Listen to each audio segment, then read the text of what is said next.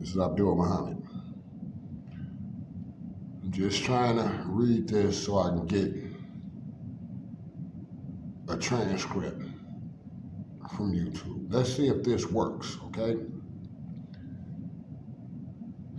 This is a plan to hold Evanston Interfaith Action accountable. Evanston Interfaith Action, under the protection of the Evanston Police and Connections for the Homeless, are the authorities in charge of dealing with a homeless epidemic, which includes this writer, Abdul H. Muhammad. So this writer shall analyze the past 9 months of living in Evanston as a homeless person. We shall investigate the criminalization of the homeless, which has been ignored by the City Council.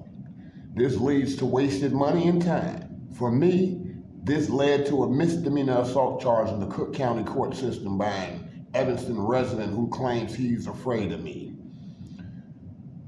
Evanston Interfaith Action story. Evanston Interfaith Action is the subject of this planning key, and the Evanston Police Department,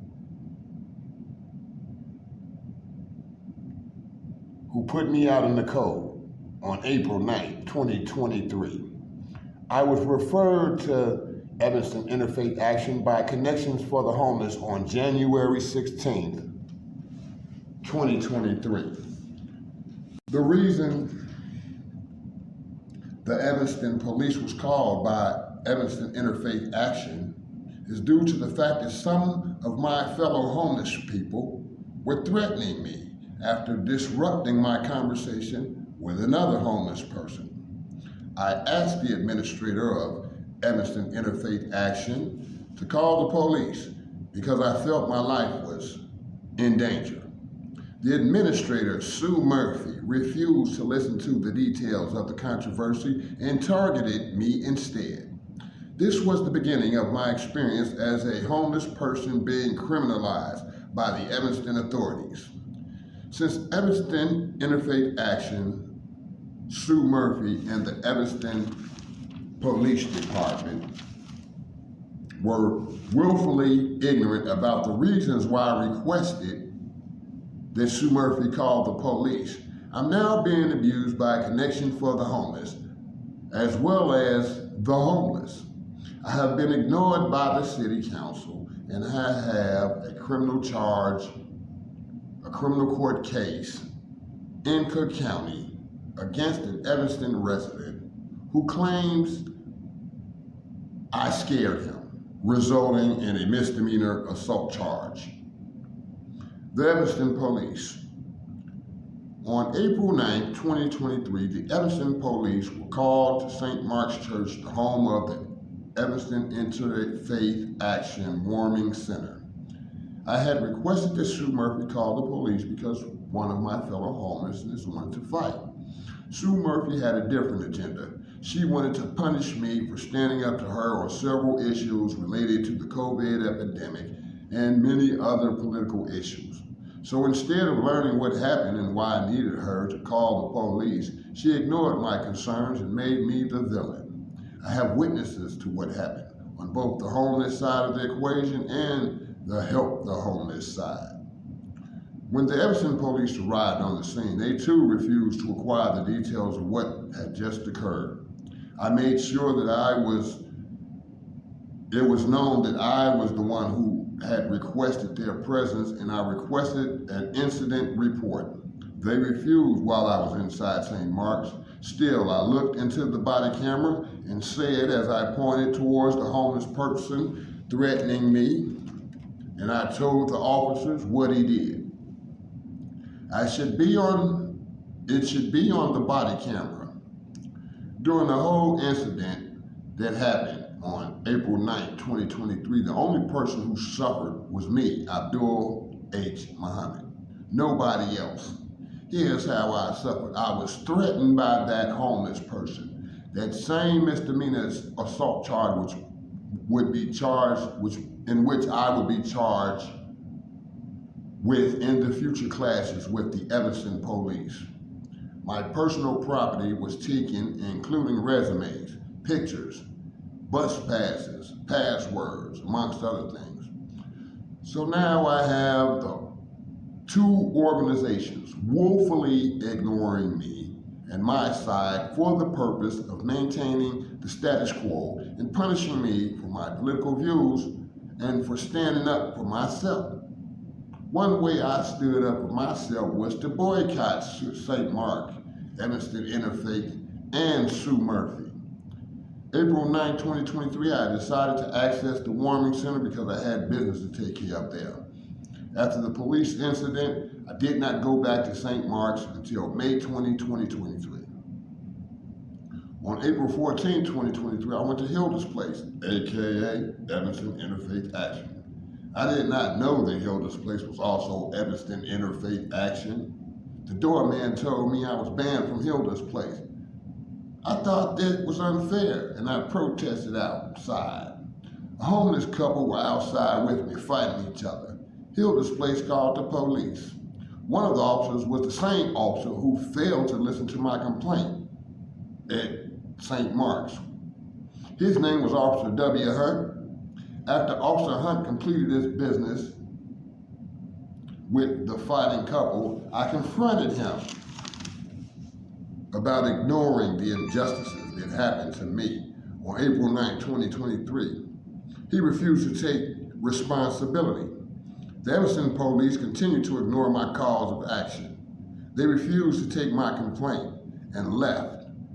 As I pondered the fact that I was now banned from both Hilda's Place and St. Mark's warming centers, I began to wonder if I would be banned from the overnight shelter and connections for the homeless. I was now in protest mode. I began to loudly quote Martin Luther King's last speech before he was assassinated. I had it memorized for years. In the middle of that speech, Officer Hunt and his partner returned. Hilda's Place took no responsibility for their return, while the police claimed that Hilda's Place called them about me. Two conflicting statements. Once again, I berated Officer Hunt and his partner for refusing to take my complaint. This would soon be the pattern that reflected my relationship with the Evanston police. They threatened me with jail if I would not leave. I was not on the property of Hilda's Place or Connections for the Homeless. I was on the property of the Musical Institute of Chicago, who did not call the police on me. The partner of Officer Hunt, whose name I am unable to recall, lied to me by saying that if I left the property, he would take my complaint. So I gathered my belongings and moved to the alley behind Connections for the Homeless and the Musical Institute of Chicago. Once I moved, the two officers sped away laughing. So this is the beginning of the criminalization of the homeless person, Abdul Halim Muhammad, where the police show up on false, bogus charges by a non-homeless Evanston resident. These Evanston residents would call the police with untruthful accusations for the next 4 months. These Evanston residents began to torture me with their false complaints. They started throwing human feces in the places where I had slept. On Father's Day and Juneteenth, Sunday and Monday, I was assaulted with the human feces after returning from lunch at the soup kitchen. On Father's Day, after discovering the feces, I went into protest mode, berating the Evanston people for ignoring the fact that I was homeless and the cause of the homeless, which was that I was illegally and unlawfully evicted by my landlord. I was irate because of the feces and didn't know who to call because of my negative encounters with Evanston police. Finally, an officer showed up because of complaining residents. Their presence was of no comfort to me because my experience told me they would do nothing.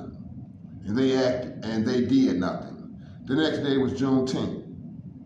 I was away the entire day, still shell-shocked from the feces on Sunday. When I returned to my shelter on Monday at 1700 Sherman Avenue, I discovered more feces. I had cleaned up the feces from the day before Sunday, Father's Day. Now here we are on Juneteenth, Monday, with more feces. I entered protest mode and began to whine about the crimes against me.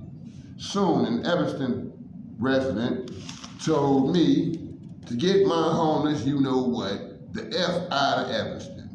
When I went to confront the stranger, he had his phone out ready to dial the police.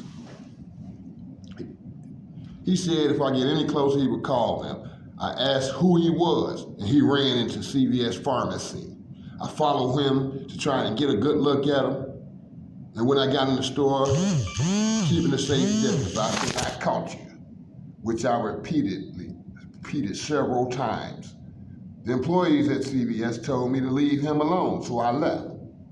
When I walked out the door, there were approximately 9 Evanston police officers there. I told them all what happened. Their behavior was what I expected. So I looked into each of their body cameras and told the cameras what had happened. All of my belongings was at the location where the feces was thrown. The police held me at CVS and then put me in a police car for about 20 minutes, never read me my rights, and then arrested me after taking the Evanston resident's complaint and ignoring mine. None of these officers had the foresight or consideration to investigate the feces assault which precipitated the commotion. All of my belongings were left to be stolen.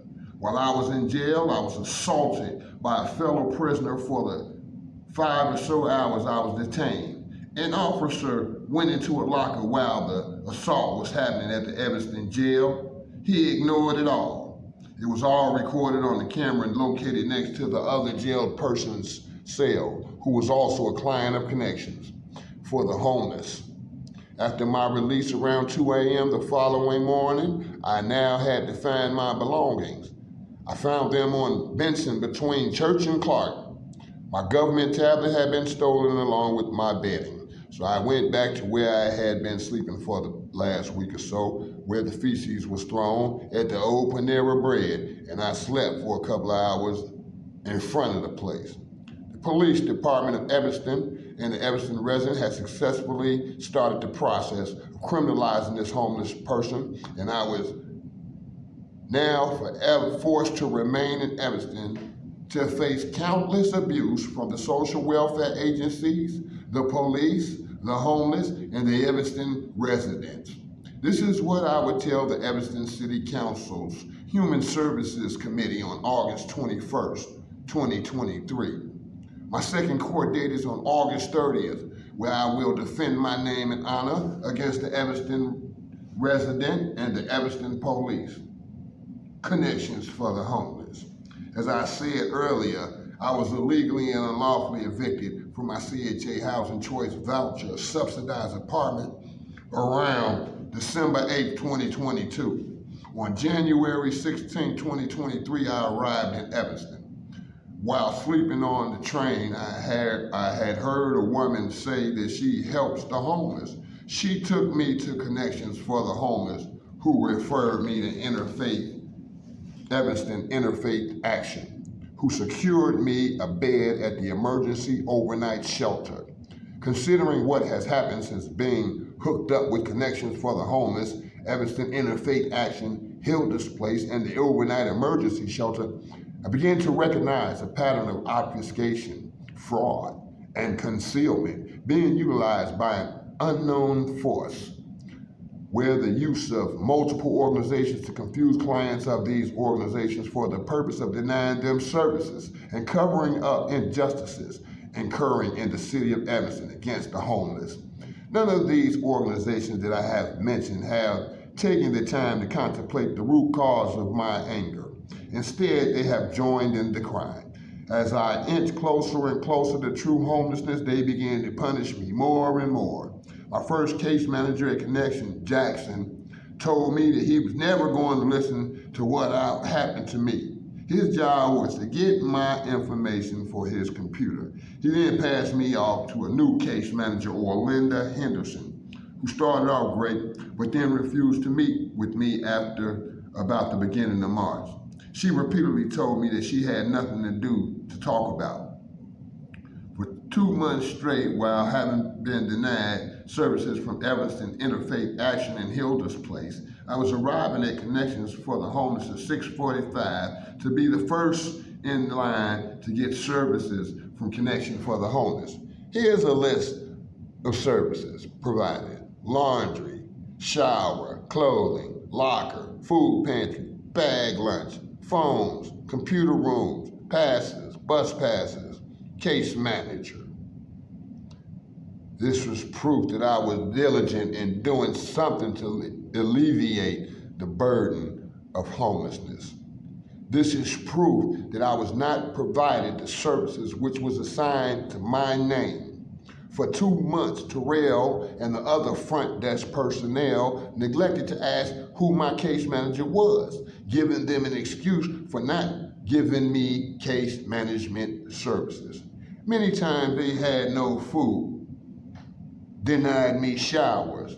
Many times they denied me laundry, no bus passes. For 2 straight months, I sat right in front of the front desk until the end of the session, waiting for the case management services. While there, I overheard all of their conversations, and I know their feelings about it as it relates to their clients, the homeless. There is a lack of respect. There is no consideration for the things that the homeless endure on a daily basis. The homeless have no input and have things run at these organizations. The grievance process is not transparent, and most of the crimes against the homeless get swept under the rug. On the other hand, I have become living proof of the criminalization of the homeless. At least 20 times I've had 2 or more police vehicles responding to bogus complaints harassing me. While speaking to the city council, I learned that they believe that the homeless are all criminal drug addicts that must be removed by hook or crook. There was no concern for me shown by the city council as I read a letter written by me at the behest of Trilogy for the purpose of securing housing at the Margarita European Inn or hotel, whatever it is. I was only given 3 minutes to read that letter to the council. Soon afterwards, Connections for the Homeless was given plenty of time to state why they should get $1.2 million to fight an ever-growing homeless epidemic. My letter was a prelude to this, which the city council chose to ignore. So now I must win my assault case in the Cook County court system. I must defeat the prosecutor who has already revealed a lack of ethics as it pertains to my case. He shall be exposed. After going to my first court date, I discovered some ways that the Cook County court system puts defendants at a disadvantage. Their bus and train schedules are designed to make newcomers late for court. Poor homeless people in my situation most must walk 20 blocks to get back from court. The prosecutor spelled my name in all capital letters. He did not treat me as a pro se litigant with knowledge of the facts. He used the court to begin the process of trafficking me, while ordering me around as if I was guilty before being proven innocent. There was no signature or information about the next court date. So when I left court, I had to walk 20, 30 blocks back to the train. I made 2 videos documenting my thoughts. Connections for the Homeless was clueless about my case. My case manager is now deceased. We, the homeless, we're not told of the reasons. I blame it on the mold that has been neglected for 101 years that the building has been here. After returning from court, I headed towards Connections for the Homeless. On the way, I was met by an Evanston resident who has been harassing me for the last 3 months. His license plate is DT 74842. He calls me Donald. He says I'm a threat, a thief. He says that I wanted to shoot him. All lies. I argued for a few minutes, then I left and went to Connections for the Homeless. Minutes later, my stalker comes to Connections for the Homeless. We begin to argue again. Connections for the Homeless employees open up the door, let him in, and he ignores me. I remain nonviolent and caused no problems. I left Connections without receiving any services. The weekend was here and I would have no shower and no clean clothes. My question was this: where was my stalker? An hour later, one of the homeless came and told me that he was caught. My stalker destroying my encampment located on the corner of Benson and Clark. The stalker stole all of my papers, my bikes, he cut my locks, he took my toiletries, he made sure that I would be at the mercy of the rain coming later that night. I forgot to mention before I found out about the stalker's crime, the case manager, Jackson, cussed me out in front of everybody. Damn. Well, hopefully I got this part of the letter, okay? So what I'm doing is seeing if I can get this transcribed by YouTube so I can avoid some typing, because I'm getting old and I'm writing and my fingers hurt. I've been sitting outside since January. I got evicted by the black people and I got evicted by the white people. Now you hear my voice. They want to use my voice. See my long neck? Look how long this is. I'm a soldier. I know how to, that's just how I talk, and then when I'm not talking loud, I gotta talk like this, you know what I'm saying? I gotta talk like this. See, this is how I gotta talk when I try and hold down my volume. You see what I'm saying? Oh, I gotta talk like this. But this is how I talk. There's no getting around it, okay? Now I'm not loud. I don't have to be loud and hollering. See, I ain't got no teeth, of course. I'm snaggletooth, fuck it. Yeah, we'll talk about that. It's somewhere written down and documented. So I'm gonna cut this short. Maybe I'll perfect this video or not. Right now I wanna get it typed up, and this is just the beginning. This is just the first 3 components of my narrative. As I take on Evanston, interfaith action, as I take on this Evanston Police Department, as I take on Evanston Connections for the Homeless, and I take on the homeless, and I take on myself, so I gotta fix all of my mistakes. And I take on the criminalization of the homeless. And I hold the Evanston City Council accountable, and I will defeat the Cook County court system, who have no idea about what happened. They shall be lying in court. They have to. We will see if my accuser once again tries to attend through he's attending through Zoom, and I can't see his face, so I can't know who he is. See, they are hiding him. I guess he's a Freemason or something. I don't know who he is. I tried to get a good look at him. How am I going to assault the man? I don't even know how he look, barely. But anyway, he's an Evanston resident, and he's the example, and basically he's the prototype Evanstonian. I don't know what's going on here in Evanston. They ignored it. Every time I cried about the feces, they ignored it. Every time they robbed me, they ignored me. I'm just out there crying. Nobody came and said, "Are you okay?" None of that. They just ignored me. And then I didn't beg for no money, because I'm not a beggar, okay? I might be a ward of the state because I was trafficked from the state of California over here to Raggedy, Illinois. That's all I've got to say. America is a terrible country. And the people that run it, they had in the shadows somewhere pulling strings, got all these puppets acting like clowns. Okay? So we got these social welfare agencies. I'm gonna have to go in about 4 minutes. My time up in here is over. I'm just gonna have to let this go, and I'll talk to y'all later. Whoever listening to this, I love you.